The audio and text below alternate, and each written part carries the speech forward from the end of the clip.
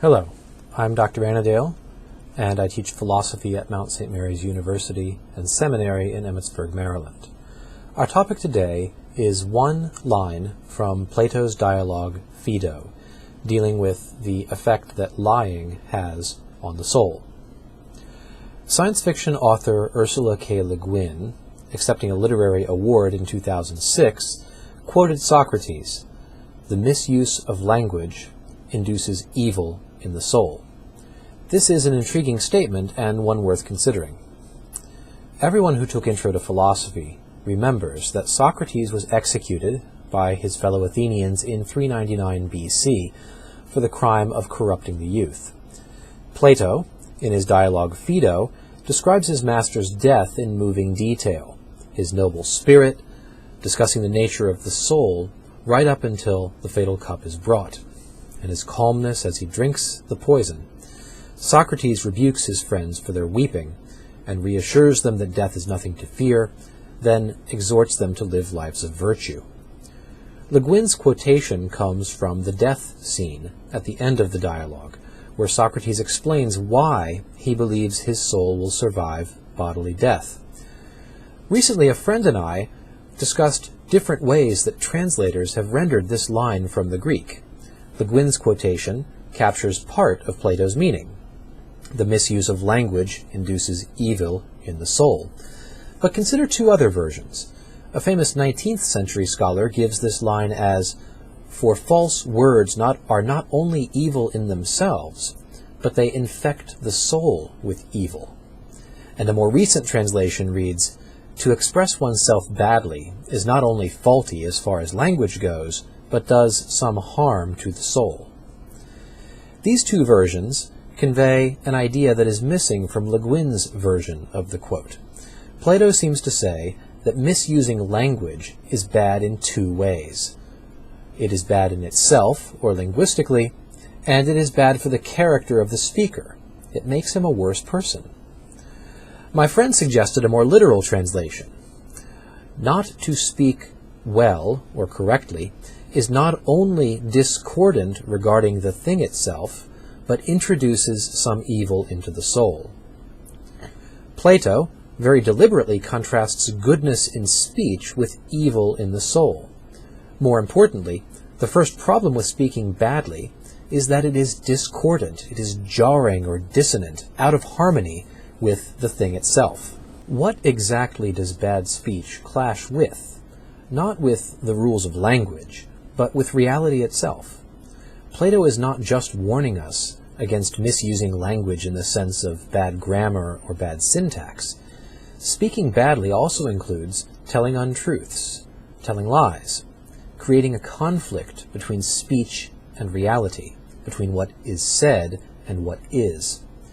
To speak badly in this sense is to sound a false note in the music of creation. It is to put yourself out of tune with the way things are. This idea of discord or disharmony, striking a wrong note, is a very important part of Plato's worldview. Good speech, like good ethical behavior, participates in the harmony of a larger objective order. Our decisions either place us in sync with reality or at odds with it.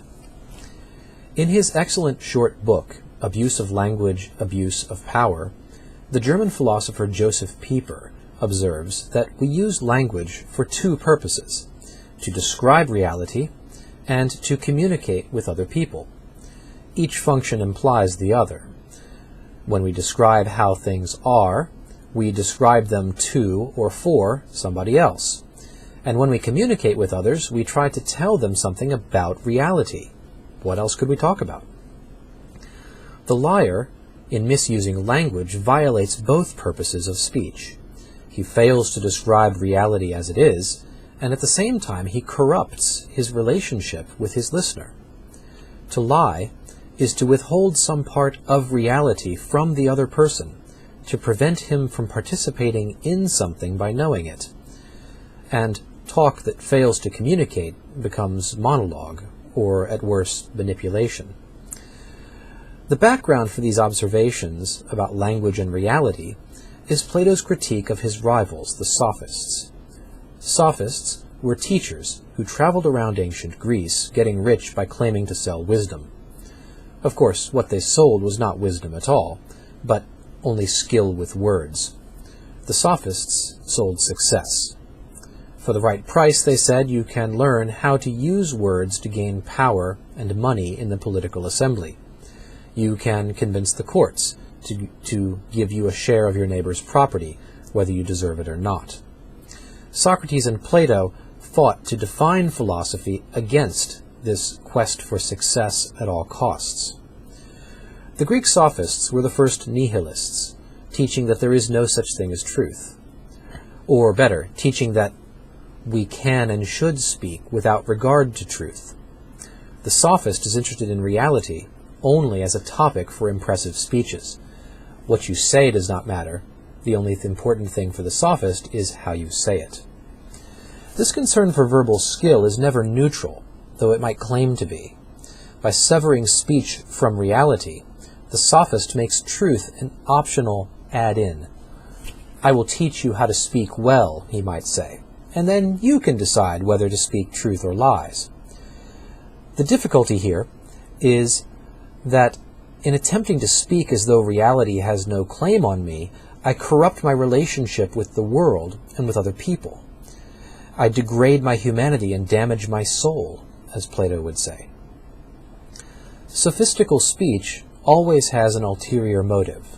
When it does not aim at communicating the truth of something to another person, speech must be directed to some other goal, a goal of the speaker's choosing. When it abandons communication, speech becomes manipulation, and the relationship of solidarity between speaker and audience as co-seekers of the truth is fundamentally compromised.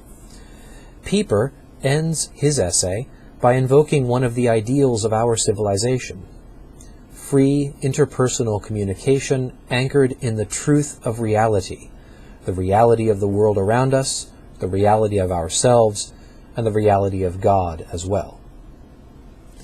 This brings us back to Le Guin's point in her award speech. She says, "Evil government relies on deliberate misuse of language.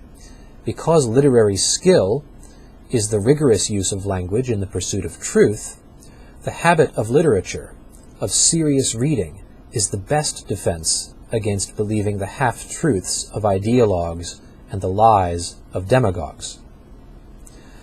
The abusers of language are our modern sophists, unscrupulous marketers, lawyers, politicians, those who push content-free slogans in the place of genuine communication about the world. Now, as ever, the misuse of language is wrong in itself and also does some harm to the soul. Goodbye.